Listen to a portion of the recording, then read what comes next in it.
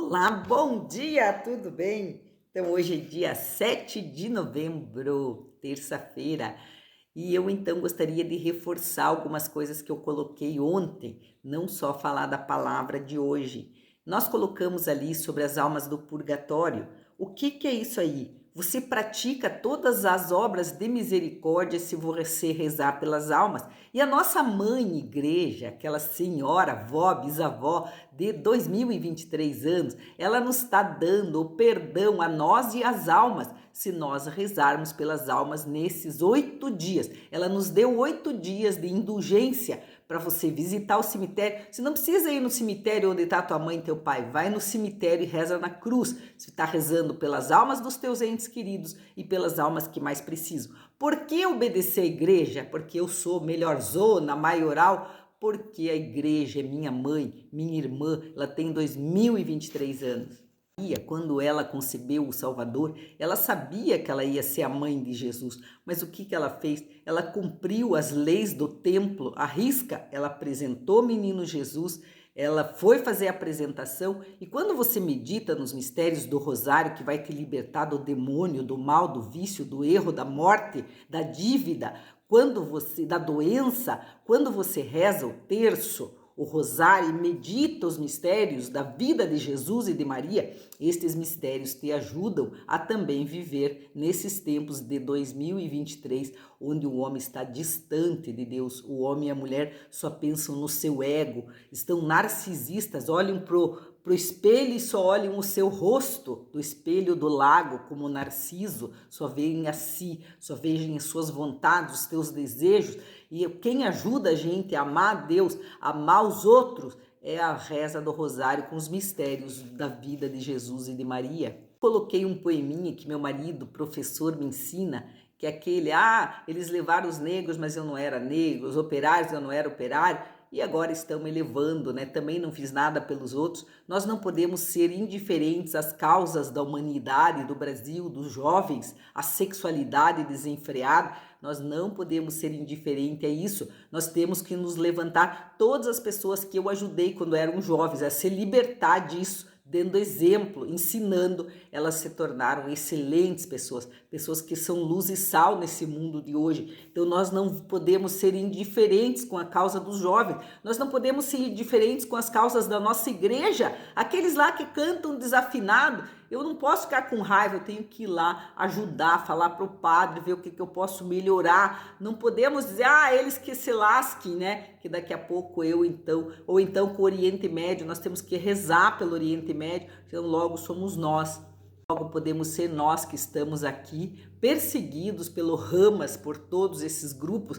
Temos que nos levantar contra o terrorismo, contra o ódio entre famílias, entre amigos. Nos levantar contra esse tipo de coisa, não podemos aceitar. Então não podemos ser indiferentes com a causa alheia, com os pobres, os fracos, aqueles que estão endemoniados, temos que orar por eles, né? Não podemos ser indiferentes. Eu coloquei também ali, vou colocar de novo, para você ver a diferença também, lá dos países do Oriente para nós aqui do Ocidente, a causa do homem. O nosso homem, gente, está fraco, está perdido, ele não assume mais suas famílias, seus filhos, com exceção, gente, eu sei, meus compadres são maravilhosos, todos eles, meu marido, mas a maioria dos jovens, dos homens, eles estão perdidos, a mulher também está perdida. Então, o homem acorre aqui no Brasil ao futebol. Se eu vou na academia, os homens só falam de futebol. Eu vou não sei aonde, eles só falam de futebol. Nada contra o futebol, gente. O futebol é maravilhoso, é um esporte, é um lazer. Não pode colocar o futebol no lugar de Deus. Adorar o futebol, como eu conheço. Fiquei com uma pessoa, casei com uma pessoa que ela só pensava em futebol. A gente queria ir na igreja, não ia, mas na hora do futebol, ia no futebol, com os amigos, jogar futebol, tudo futebol. Então veja bem, o brasileiro, ele é aficionado pelo futebol. E essa aí foi uma das causas, na época que tinha aquela idolatria, era o esporte, lá em Roma. Eles adoravam o esporte, né? E o esporte, já disse São Paulo, para nada serve, né? A não ser como um lazer. Hoje em dia, até o Papa já decretou uma carta a favor do esporte, para lazer, gente. Lazer, não para colocar no lugar de Deus. Então, imaginemos que os nossos brasileiros, homens, ao invés de estarem se unindo para o futebol, que também acho bom, mas que eles também se unissem para a oração, terço dos homens, oração, todos juntos, numa só voz, orando pelo Brasil, pelos filhos, pelos netos, os jovens. Orem juntos, vamos rezar o terço, convidem teus amigos, podem vir aqui em casa, eu rezo com vocês, pra vocês terem vergonha. Então, gente, vamos rezar, homens, mulheres também, né? Outra coisa que nós colocamos ali sobre a liberdade. O brasileiro, ele tem liberdade, o cristianismo já é uma religião que evoca a liberdade, né? A gente não fica condenando, julgando, né? Então, o que aconteceu? O homem e a mulher têm isso como um monstro, porque eles, quando não oram, quando não tem inteligência, quando não tem sabedoria, o homem e a mulher, quando tem liberdade e não buscam a Deus em primeiro lugar, como Deus da sua vida, o que vai acontecer? Se nós não pregarmos, não falarmos de Deus, você busca os teus próprios interesses, os teus erros, as tuas mentiras, os teus pecados. É a luxúria, o roubo, a cobiça, a beleza física. Tem que ser o mais lindão. Nada contra, pode ser bonito, mas não fazer disso o seu Deus, como as mulheres estão fazendo hoje em dia. Ridículo, ridículo. Chega a me dar nojo. Vontade de andar bem feia, suja e fedorenta. Porque para ver se eu consigo acabar com essa ideia horrorosa, gente. Que Deus tenha misericórdia do nosso mundo, né? Então, o que nós estamos fazendo da nossa liberdade? Nós estamos cuidando dos nossos filhos, dos nossos netos, da nossa igreja? Não, não estamos cuidando, porque a liberdade é um monstro, ela quer nos destruir, ela mesma nos destrói.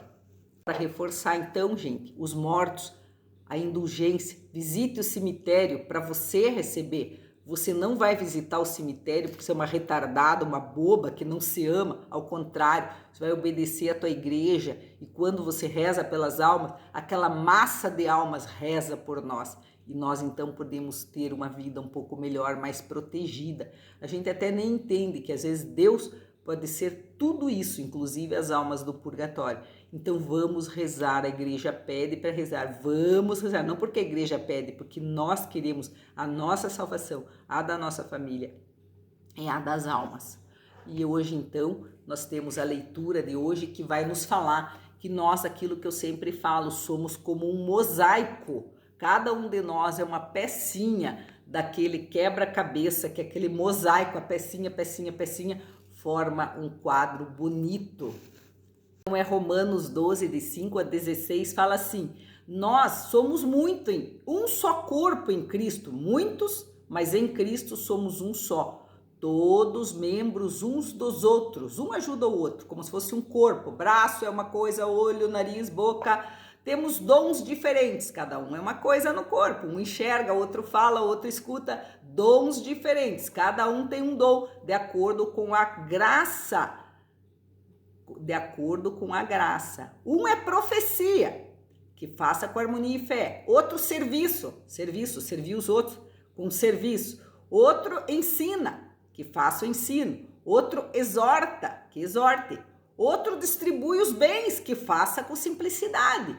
Tem os que presidem, que são os presidentes, que façam com solicitude. Outros fazem obras de misericórdia, faça com alegria. E o amor seja sincero. Testem o mal e se apeguem ao bem. Que o amor fraterno vos una uns aos outros com terna afeição, prevenindo-vos com atenções recíprocas. Esse aqui que está faltando hoje em dia, não existe mais amor fraterno, né? Porque a gente não é mais unido uns aos outros com terna afeição, né? E nos prevenindo uns aos outros com atenções recíprocas. Nós temos que ter amigos, fraternos, irmãos na fé, né? Sede zelosos e diligentes, fervorosos de espírito, servindo sempre ao Senhor, alegres por causa da esperança, fortes na tribulação e perseverantes na oração, que eu falo, socorrei os santos em suas necessidades, persisti na prática da hospitalidade, abençoai os que vos perseguem, abençoai e não amaldiçoeis, alegrai-vos com os que se alegram, chorai com os que choram. Tenha um bom tende um bom entendimento uns com os outros, não vos deixem levar pelo gosto de grandeza, viram? Não vos deixem levar pelo gosto de grandeza, mas se acomodem com as coisas humildes. Gente, essa palavra tinha que ser palavra de livro de cabeceira, para a gente saber o que fazer, viver em oração, ser humilde, não pensar em coisas grandes, sempre ser humilde. Então, um ajudando o outro com atenções recíprocas. Deveria ser o nosso livro de cabeceira esse aqui. O evangelho hoje de Lucas 14 é um pouquinho duro, né? Um homem estava à mesa e disse a Jesus: feliz aquele que come o pão no reino de Deus. E Jesus respondeu: é verdade. Um homem deu um banquete e convidou muitas pessoas. Na hora do banquete, mandou seu empregado dizer aos convidados: vinde, pois, está tudo pronto. Mas todos, uns a um, começaram a dar desculpas. O primeiro disse: nossa, senhor, eu comprei um campo e preciso ver. Aceite minhas desculpas. Outro disse: comprei 5 juntas de boi, vou experimentá-las. Aceite minhas desculpas. O terceiro disse: acabo de me casar e por isso não posso ir. O empregado voltou, contou tudo para o patrão e o dono da casa ficou muito zangado e disse ao empregado: saia depressa pelas praças e ruas da cidade, traga para cá os pobres, aleijados, os cegos, os coxos. E o empregado disse: o senhor, tu me mandaste fazer, foi feito e ainda tem lugar. E o patrão disse ao empregado: saia pelas estradas e atalhos e obrigue as pessoas a virem aqui, para que minha casa fique cheia, pois eu vos digo, nenhum daqueles que foram convidados provará do meu banquete. Na primeira leitura, então, nós vemos que nós temos dons, um diferente do outro, é para somar, para fazer um corpo, né? E também é para gente, cada um vai ter aqueles dons que eu já falei, né? Que a gente tem que ter um amor sincero, orar sem cessar, tem que ser então diligente, né, perseverante, forte quando tiver tribulação e que a gente socorresse e praticasse a hospitalidade, os santos, abençoar aquele que nos abençoou, né, e não aquele que nos persegue, não amaldiçoar, mas tem uma parte aqui que diz assim: mantenham um bom, alegrai-vos com o que se alegram e chorai com os que choram.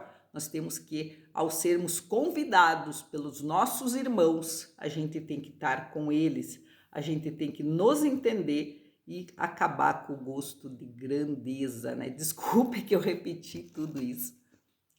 Uma pessoa pobre, que já é humilde, não pode ter um coração de rico, né? A gente tem que se alegrar com as coisas humildes, pensar sempre no básico, no pão, comer bem. A roupa, ela nos vem, não vai nunca nos faltar. Se não vier, a gente costura e faz. Então, a gente não pode estar preocupado com as grandezas, com as coisas. E quando o Senhor sai para chamar cada um de nós, ele sai com muito amor. Ele quer que a gente vá partilhar com ele na mesa dele, na casa dele, na igreja dele. E ele nos chama, ele sai, ele manda os anjos para chamar as pessoas. Só que as pessoas, como eu falei, são narcisistas, voltadas para si. Então elas não escutam o chamado. Uma quer ir lá na junta do boi, outro quer ir cuidar do pai, da mãe que morreu, e ele dá desculpa: o senhor me desculpa, eu não vou, eu não posso ir. E Deus está chamando você para aquela festa, para aquele banquete, para ir para o céu junto com ele. Deus então diz: nossa, minha casa está cheia de amor, cheia de coisa. Não é intenção dele chamar primeiro os pobres, os fracos, os aleijados, mas esses aí estão esperando Deus, porque eles sofrem. Então, quando Deus sai para chamar os pobres, os aleijados, os coxos, eles vêm. Só que a casa ainda não enche, porque ele quer mais gente, ele tem muito amor, ele chama cada um de nós. E quando ele nos chama, então ele sai pelas encruzilhadas, feito louco, chamando todo tipo de gente. Então Jesus está contando isso, que não é só os judeus que vão ser chamados para o reino de Deus, só os escolhidos, só os evangélicos, só os católicos. Ele vai chamando, e você tem que sempre estar atenta quando alguém te chamar. Pode ser uma pessoa, pode ser um anjo, pode ser Deus, pode ser a igreja. Vai rezar lá no cemitério. Deus, ele está se derramando através de todas as coisas, de todos os conselhos, de tudo que ele pode. Só que Deus, ele vai amando, chamando. Você vai dizer: não, eu. E ele diz, chama, você, eu. Chega uma hora que Deus, ele cansa. Daí ele diz, esse aí, de logo, não vai entrar na minha casa. Então, gente, o conselho que eu dou para mim, só que eu sou muito atenta a essa palavra. Quando uma pessoa me convidaram para uma festa lá em Curitiba, eu fui me alegrar com a pessoa por causa dessa palavra. Gastei R$2.000 para ir lá em Curitiba nessa festa. E fui, não estou me vangloriando. Eu faço isso, você também faz por causa dessa palavra. Se alguém te chamar, ai, vamos lá andar 1.000 passos comigo, vá 2.000. Vamos andar de bicicleta, vamos na academia. Não quero, mas é pro teu bem, meu amor. Vamos tomar um sol. Vamos pra praia. Ah, não quero. Vamos não sei o quê. Ah, não quero. Vou ir na tua casa. Ah, não venha. Então, esse aí não entra comigo no céu, entendeu? Então Deus convida, tá convidando você cada dia, batendo na tua porta. Deus só quer se alegrar com você. E quando alguém estiver triste, estiver doente, estiver aflito, atribulado, você vai chorar com a pessoa. Vá lá, tenha fraternidade, né? Olha que triste, você foi operada, tá com dor, não tá com dor, escuta os doentes, né?